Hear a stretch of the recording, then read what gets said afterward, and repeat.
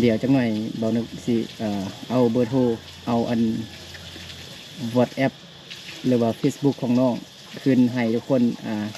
ถักห้าน้องลมน้ำนองเลยเนาะครอบครัวของน้องอุ่นก็เป็นลูกสาวหลานเห็นบ่แล้ววันนี้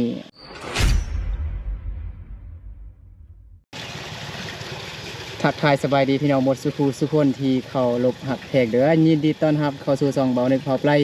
ตอนนี้เบานึกอยู่กับน้องอุ่นคนงามสบายดีน้องอุ่นสบายดีเราสบายดีมื้อนี้เบานึกมาลิ้นบุญสงกรานต์อยู่บ้านห้วยเลยเมืองไสยบุรีแขวงไสยบุรีแต่พอดีเบานึกเห็นผู้สาวงามๆเนาะสาวงามประจำหมู่บ้านเลยพี่น้องเนาะแม่นบอกหรือว่ายังมีอีก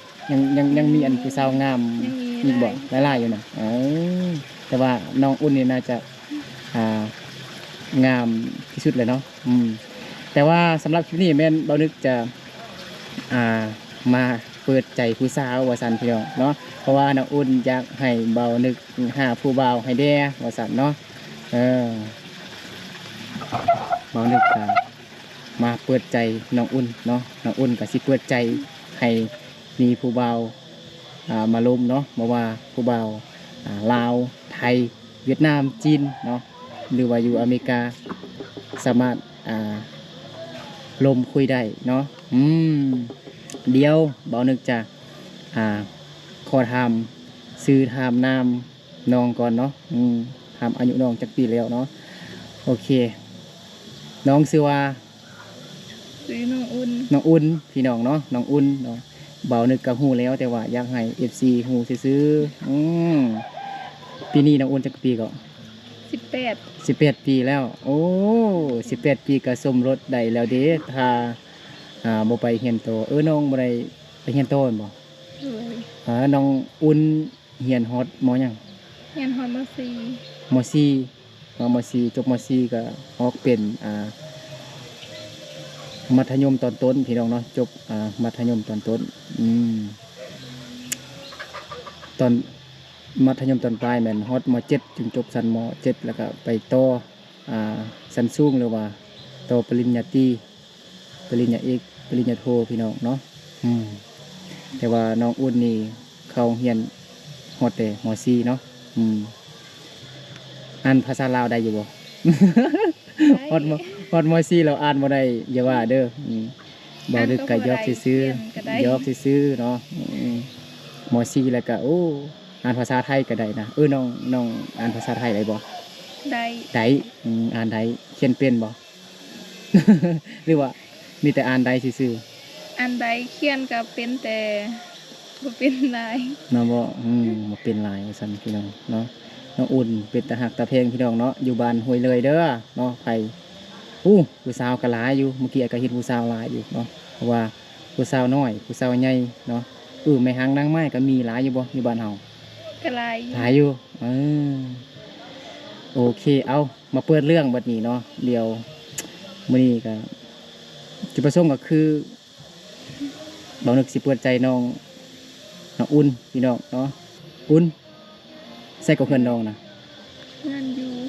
ถามเพื่อ FC แต่ว่าบ่นึกหูแล้วพี่น้องเนาะเฮือนน้องอุ่นอยู่3 แยกอันนี้ก็แม่นในบ้านมื้อนั้นตอนนั้นก็ได้มีอันปอมยามอยู่นี่ก่อนเนาะแม่นบ่แต่ว่าตอนนี้เขาเฮ็ดอยู่ไสแล้วเพิ่นย้ายไปฝั่งนั้นพุ่นแล้วนี่เฮือนน้องอุ่นอยู่หั่นเด้ออยู่3 แยกพี่น้องเนาะ3 แยกเด้อบ่แม่น3เหลี่ยมทองคำนะเนาะเดี๋ยวสิห้ามมันน้องอุ่นก่อนเนาะครอบครัวของน้องอุ่นมีจักคนมีใครเด้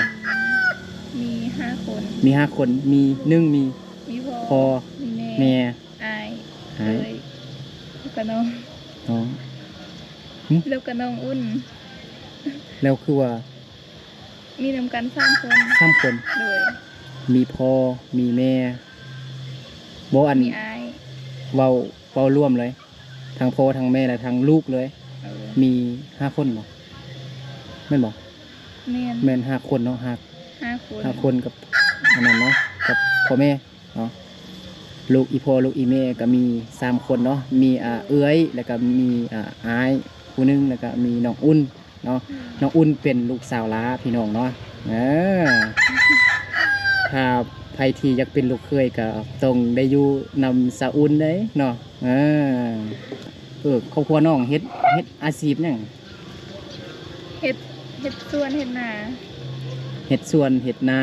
เฮ็ดไร่บ่ปลูกเขาวเฮ็ดอยู่แต่ว่าเฮ็ดให้บ่แม่นปลูกข้าวปลูก ปลูกมันต้น มัน ส่วนหลายก็ปลูกมันต้นหรือว่ามันสำปะหลังพี่น้องเนาะถ้าเป็นทางฝั่งไทยก็เอิ้นว่ามันสำปะหลังเนาะมันสำปะหลังอยู่ทางบ้านอยู่ทางลาวนี่แม่นเขาเอิ้นมันต้นน้องอุ่นอยากเปิดใจเนาะอยากให้เบานึกหาผู้บ่าวไทยให้เนาะใครสนใจมาเด้อมาทางนี้เดี๋ยวสิถามว่าผู้บ่าวที่น้องอยากให้เขามาคุยมาล้มหันอายุนี่น้องแบบมักผู้บ่าวอายุประมาณเท่าไหร่ประมาณ50ลงบ่หรือว่า40ลงหรือว่า30ลงหรือว่า20ลง40ลงน้องกำลังถ่ายทำอยู่กำลังสัมภาษณ์ผู้สาวอยู่พอดีมีอันผู้บ่าวผู้สาวถามพี่น้องเราก็เจ้ากำลังลินบุญสงกรานต์อยู่น้องอุ่นว่าอยากได้ผู้บ่าวประมาณ40ปีลงพี่น้องเนาะถ้าไผ40ขึ้นแล้วก็หมดสิทธิ์ อดก่อนเนาะหาผู้ใหม่เนาะอยู่บ้านน้องอุ่นนี่ก็มีผู้สาวเนาะมีผู้สาวหลายพี่น้องเนาะแม่หางนางไม้ก็หลายแม่นบ่น้องว่าเมื่อกี้น้องอุ่นก็บ่เคยมีแฟนบ่หรือจังไดที่ผ่านมาเคยมีอยู่บ่คันมีก็น้องก็เว้าความจริงแต่ว่าเคยมีอยู่เนาะเคยมีจักคนก็หลายคนอยู่ก็หลายคนเนาะแต่ว่าเข้าอยู่ทางไกลมาลมเฮาบ่อยู่บ้านอื่นพุ่นบ่ส่วนหลายก็ลมแต่ทางโทรศัพท์ลมในทางโทรศัพท์ซื่อๆเนาะแต่ว่าตอนนี้แม่นน้องอุ่นโสด 100% แม่นบ่โดยโสด 100% ว่าซั่น 1,000% พี่น้องเนาะน้องอุ่นเวลาอายสัมภาษณ์อยู่นี่น้องอายอยู่บ่เคินกล้องอยู่บ่เคินอยู่ น้องอุ่นว่าเคินอยู่ว่าซั่นพี่น้องเนาะตอนนี้มันโสด 100% เนาะบ่แม่นว่าเอาผู้เบาไปรักเสื้องไว้อยู่ในเหือนพุ่นบ่มีติ น้องอุ่นมักผู้เบาอายุประมาณ40ลงน้องอุ่นหับได้อยู่ว่าซั่นเนาะ40ขึ้นแล้วก็หมดสิทธิ์พี่น้องเนาะต้องอดก่อนผู้เบาก็ได้เนาะผู้เบาลาวผู้เบาไทยผู้เบาต่างประเทศอยู่อเมริกาเวียดจีนสามารถลมได้แม่นบ่เดี๋ยวจักหน่อยเบานึกสิเอาเบอร์โทรเอาอัน WhatsApp หรือว่า Facebook ของน้องขึ้นให้ทุกคนถัก5น้องลมน้ำน้องเลยแต่บ่แม่นว่าลมกันประมาณ 2-3 มื้อแล้วตกลงเป็นแฟนกันบ่ได้ต้องเบิ่งก่อนเซตไปนำกันก่อนแล้วก็ศึกษาจิตใจกันก่อนเนาะให้ฮู้นิสัยใจคอกันก่อนบ่แม่นว่าทักหาแล้วแบบจีบแล้วก็มักขอเป็นตกลงเป็นแฟนกันพร้อมบ่ได้เด้อย่านบางคนก็น้องปิดโทรศัพท์แล้วบ่ปิดเครื่องบินอายให้บ่ทันปิดก็ได้บ่มีสัญญาณฝนสิตกพี่น้องเนาะฟ้าห้องตึงอยู่พี่น้องเนาะ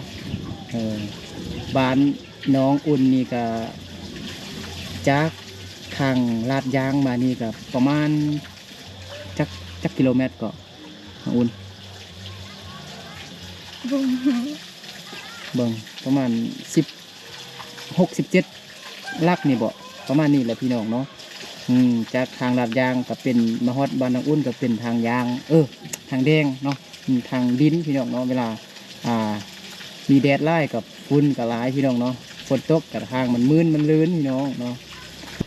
เมื่อนั้นเปิดใจน้องอ่อนวันนี้เปิดใจน้องอุ่นให้ เออน้องอุ่นมักผู้เบาอายุ40ลงเด้อเนาะฟังให้ดีๆเด้อ เอามีแต่ให้อายฟอยอยู่ผู้เดียวจังหน่อยสิให้น้องอุ่นห้องเพลงจักเพลงให้ฟังก่อน ห้องใดอยู่บ่ตอนนี้บ่ได้ติ บ่ได้ บ่ได้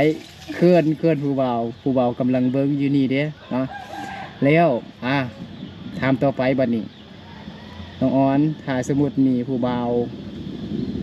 บ่ว่าผู้เบาลาวผู้เบาไทยหรือว่าอยู่ต่างประเทศอเมริกาบ่ถ้าสมมุติเขาอยากได้น้องไปอยู่นำน้องอยากไปอยู่นำเข้าหรือว่าน้องอยากให้ผู้เบามาอยู่นำอยากให้แฟนมาอยู่นำบ่หรือว่าจังไดน้องอุ่นน้องเบาดู นั่นแท้เฮาก็บ่ฮู้ตามใจ ตามใจ เขสิอยู่ นะ คันเข้าไปเฮาก็จำเป็นได้ไป เป็นหยังเบานึกจึงถามแบบนี้พี่น้องเนาะเพราะว่าครอบครัวของน้องอุ่นก็เป็นลูกสาวหลานแม่นบ่ แล้ววันนี้อยู่ทางลาวเนาะลูกสาวลาหั่นน่ะเพิ่นตามฮิตของประเพณีก็แบบลูกสาวลาวต้องอยู่เบิ่งแม่อยู่เฮือนถ้าใดผัวก็ต้องได้มาอยู่เฮือนของก็คืออยู่นำน้องอุ่นเนาะถ้าผู้บ่าวหั่นนะอยากมาจีบอยากมาฮักมามักน้องอุ่นก็ต้อง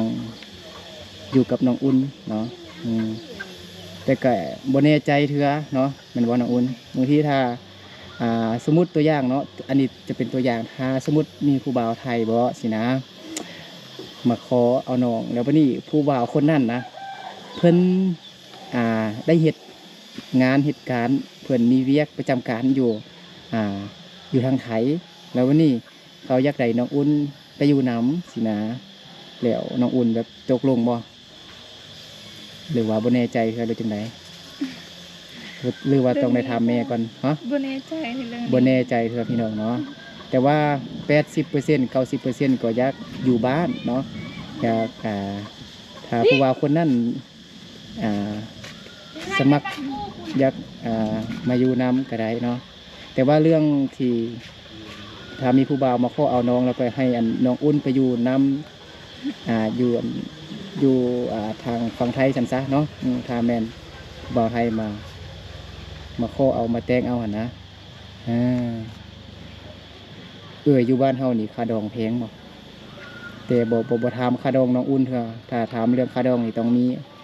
พ่อแม่มาอยู่นำบ่เนาะแต่ว่าอันนี้จะเป็นการเปิดใจเนาะของน้องอุ่นเขาเอากันก็แพงอยู่บ่ประมาณจักล้านคันต่ำ คันต่ำแบบตามแม่ ประมาณเท่าใดอันแบบทึกที่สุดนะจักล้านขึ้น 20 ล้านเลยติ 20 ล้านขึ้นบ่ โดย แต่ว่าน้องอุ่นแท้นี่แท้บ่แพงติ บ่แพง บ่แพงว่าซั่นเนาะมันบ่เกี่ยวดอกค่าดองมันแพงหรือว่าบ่แพงนะอยู่ในจิตใจเฮาฮักกันหั่นนะเฮาแบบสร้างสร้างนำกันก็ได้บ่เดียวมันก็มีหั่นดอกบางคนก็พ่อแม่มีให้มีทรัพย์สินแต่เป็นว่าจังได๋มรดกของพ่อแม่หั่นน่ะเอาเฮาเนาะมูลมั่งของพ่อแม่เอาเฮาบางคนก็แบบสร้างสร้างเอาเองก็ได้ตอนนี้ก็ฝนสิตกแล้วพี่น้องเนาะฟ้าห้องฟ้าเลื่อมตึงอยู่พี่น้องเนาะแล้วก็แดดก็ร้อน แต่ว่าอยู่ทางบ้านเบานึกพุ่นล่ะพี่น้องเนาะฟ้าห้องฟ้าเลื่อมอยู่ตึมแต่ว่าอยู่บ้านของน้องอุ่นนี่ตอนนี้มันแดดร้อนพี่น้องเนาะได้ยินเสียงจักจั่นห้องเอิ้นจักจั่นบ่บ่แม่นนั่นน่ะบ่แม่นตะกะแตนเนาะ จักจั่นห้องอยู่พี่น้องเนาะน้องอุ่นกินข้าวแล้วบ่ ยัง ตอนช่วยยังบ่ทันกินข้าวเท่าน่ะบ่กินแต่ละมื้อกินข้าวกับหยังน้องอุ่นคือว่างามแท้เพื่อให้คนมาเบิ่งเนี่ยเพิ่นสิเอาสูตรมันเนาะบอกสูตรมาแดตอนเช้าน้องกินหยัง กินต้มมี ตุมมีไว้บ่ โอ้บ่นึกต้องได้เอาสูตรน้องแล้วเนาะบางทีรอหุเนาะผู้หญิงกินก็งามน่าฮักเนาะ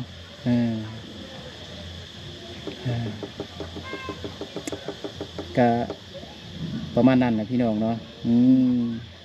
ตามที่น้องว่ามาหันนะพี่น้องเนาะอันเรื่อง เรื่องอายุเนาะของผู้บ่าวนี่ผู้บ่าวที่อยากมาล้มน้องหั่นนะมาคุยน้องอยากเป็นแฟนนำน้องหั่นน้องแบบ ล้มได้ผู้บ่าวที่อายุ40ลงเด้อเนาะ40ขึ้นแล้วบ่ได้แล้วพี่น้องเนาะหมดสิทธิ์เนาะผู้บ่าวที่อายุ40ขึ้นแล้วหมดสิทธิ์แล้วพี่น้องเนาะต้องอดก่อนเนาะน้องอุ่นบ่มีแต่เบาดึกฟอยอยู่คนเดียวพี่น้องเนาะให้น้องอุ่นฟอยดูบัดนี้น้องอุ่นก็บ่ฮู้สิเว้าหยังเนาะเบานึกคันเบานึกบ่ถามเนาะเบานึกก็สิมีแต่อยากกินเบียร์ อยากกินเบียร์พี่น้องเนาะตอนนี้เนาะเพราะว่าเขาลิ้นบุญสงกรานต์อยู่พี่น้องเนาะใครใจดีก็ การมันฮอนแล้ว ซื้อเบียร์ให้น้องอุ่นกินก็ได้น้องอุ่นก็มากินเบียร์อยู่บ่ มีหมูก็กิน มีหมู่ก็กินเนาะเมื่อวานนี้ก็กินบ่ กินกะน้องอุ่นกับมีแต่ก็กินแต่ตอนมีเวียกหรือว่ามีงานซื้อๆพี่น้องเนาะมือปกติน้องอุ่นก็ค่ายเครื่องไรพี่น้องเนาะน้องอุ่นค่ายขนมค่ายอันฮอนดอกค่ายลูกซีนบ่ได้ค่ายอยู่บ่ได้บ่ได้ขายอยู่แล้วก็ค่ายน้ำปั่นค่ายน้ำปั่นพี่น้องเนาะอากาศร้อนๆจังซี่เนาะใครที่ใจดีก็ถ้ามาทางนี้ก็อุดหนุนน้องก็ได้เนาะอุดหนุนน้องอุ่นเด้อเนาะซื้อสวยน้องอุ่นเด้อเนาะเป็นแม่ค้าไม้เป็นบ่โดยแม่ค้ามาพี่น้องน้องอุ่นไข่เนาะไข่น้ำปั่นไข่เครื่องย่อยนะพี่น้องเนาะเป็นขนมข้าวต้มมีแต่บ่ไข่แต่เสื้อผ้าเป็นบ่ โดย ไข่ขนมไข่น้ำปั่นไปก่อนบ้านน้องอุ่นก็คันสี่ว่าจากอันตัวเมืองสัญญาบุรีมาบ้านน้องอุ่นนี่ก็ประมาณ30 กว่าลักพี่น้องเนาะ30 กิโลเมตรนี่แหละประมาณนั้นแหละพี่น้องเนาะ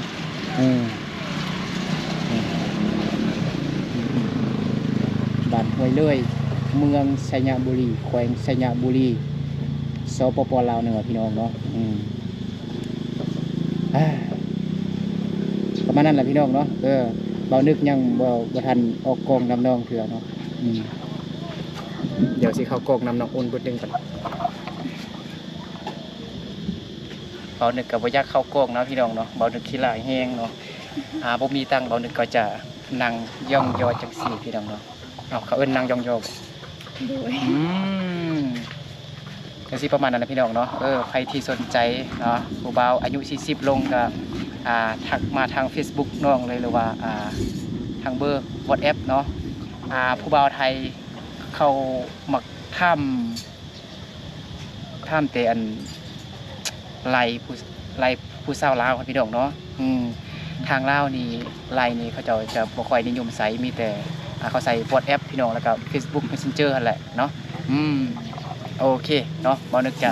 ใครที่สนใจบ่นึกจะเอาอัน Facebook น้องแล้วก็ WhatsApp น้องขึ้นเนาะเบอร์โทรน้องขึ้นอยู่จอนี่เลยเด้อโอเคเดี๋ยวเราก็สิไปกินเบียร์กันก่อนพี่น้องเนาะว่าสั่น โอ้บ่นึกก็คือว่าขี้ลายแห้งเนาะมื้อแรกนี่ต้องได้ต้มมีกินนะพี่น้องเนาะเพื่อให้รอเนาะงามนะฮะคือน้องอุ่นเนาะโอเคเนาะเอาสำหรับคลิปนี้เบานึกกับน้องอุ่นก็ลา FC ที่นะฮักทุกท่านไปก่อนเนาะถ้าเกิดมักคลิปนี้ฝากกดไลค์กดแชร์กดติดตามไว้เด้อเพื่อเบานึกมีกำลังใจไปหาผู้แซ่ผู้เศร้าอยู่ในชนบทลาวเฮาเนาะโอเคสบายดี